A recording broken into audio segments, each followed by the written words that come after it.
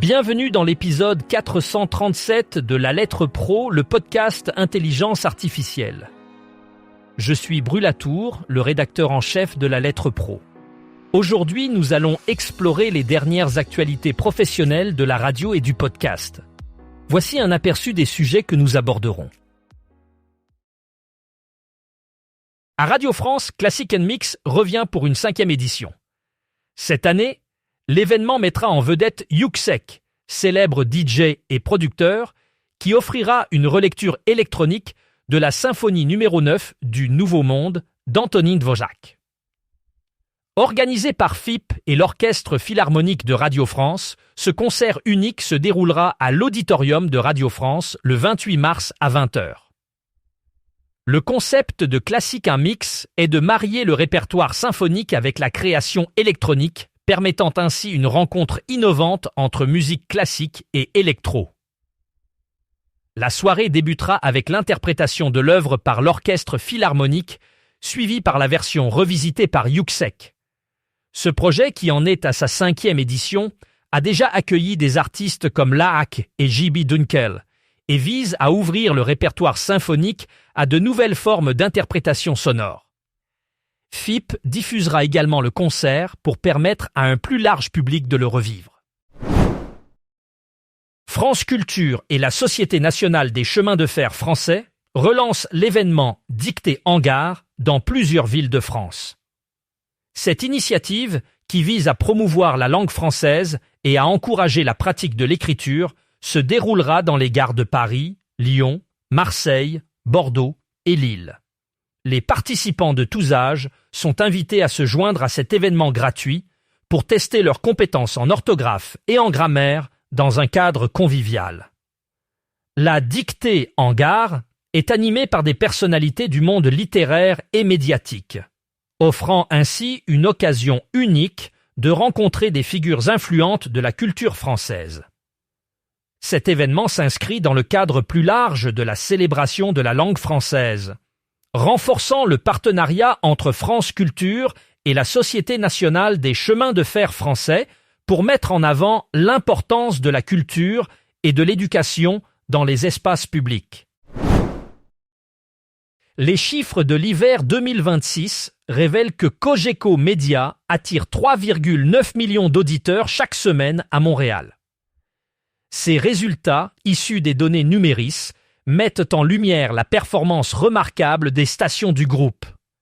Notamment, la station 98.5 se distingue comme la première station parlée de Montréal, rassemblant près de 1,7 million d'auditeurs chaque semaine et capturant 17,5% de part de marché chez les adultes de 25 à 54 ans.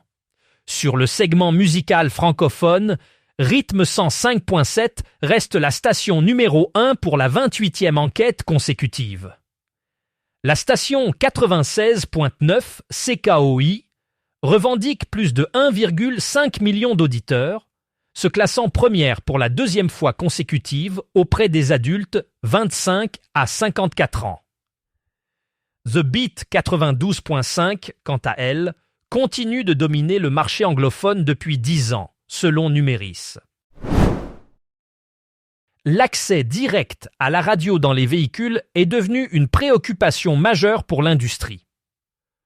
Avec l'évolution rapide des technologies embarquées, les constructeurs automobiles intègrent de plus en plus de services numériques dans les tableaux de bord, souvent au détriment de la radio traditionnelle. Cela soulève des inquiétudes quant à la visibilité de la radio et à sa facilité d'accès pour les conducteurs.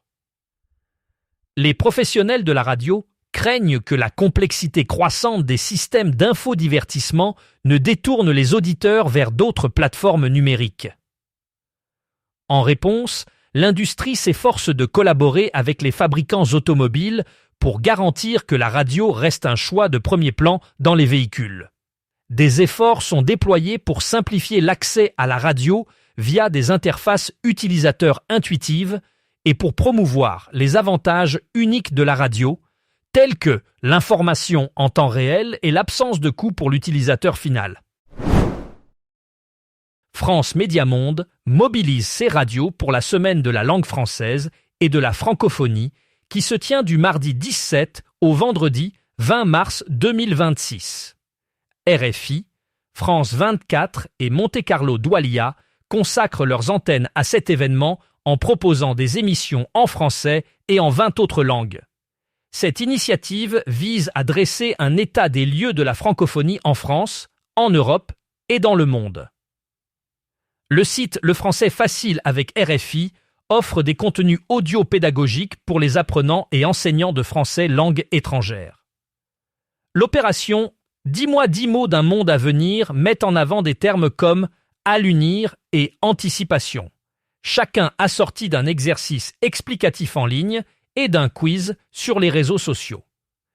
De plus, ce vendredi 20 mars, RFI annonce le lauréat de la 5e édition du Prix Voix d'Afrique lors d'une cérémonie à Kinshasa, soulignant son engagement à valoriser les talents francophones.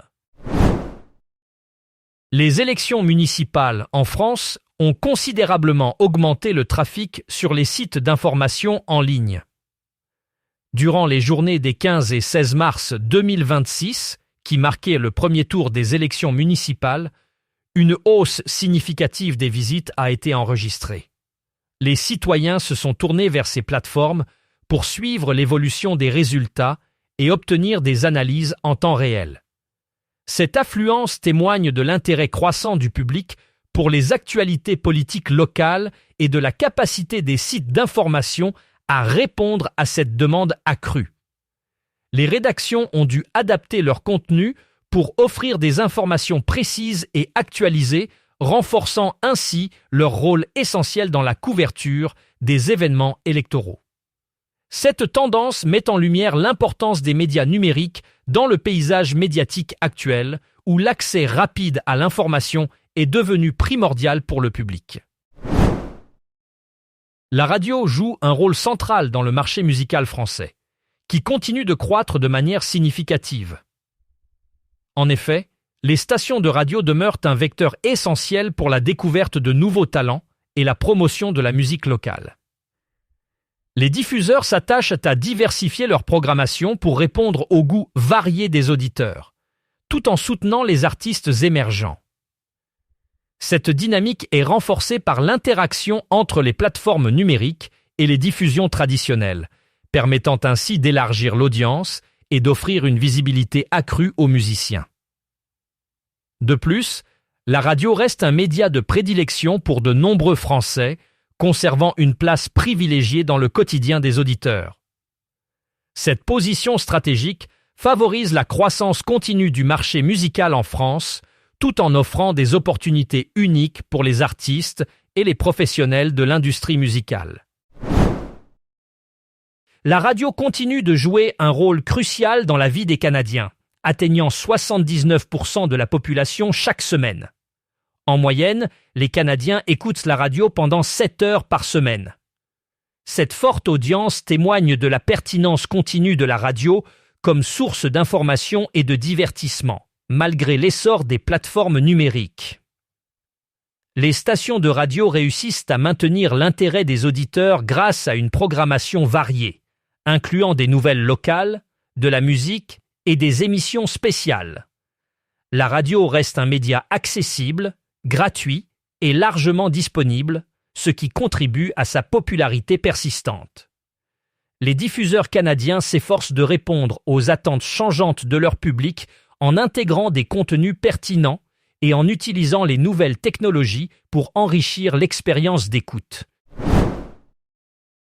La radio belge est à un tournant décisif, oscillant entre une mutation numérique et la préservation de la fréquence modulation.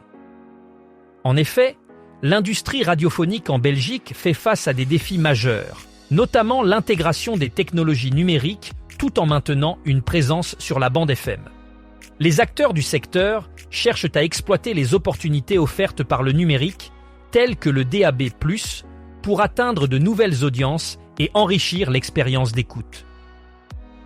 Cependant, la fréquence modulation reste un média populaire et accessible, et de nombreux auditeurs y sont encore très attachés. Les diffuseurs doivent donc trouver un équilibre entre l'innovation et la tradition, afin de satisfaire les attentes des auditeurs tout en s'adaptant aux évolutions technologiques. Pour en savoir plus sur ce sujet et d'autres actualités radio, rendez-vous sur le site lalettre.pro et abonnez-vous à notre newsletter quotidienne pour ne rien manquer.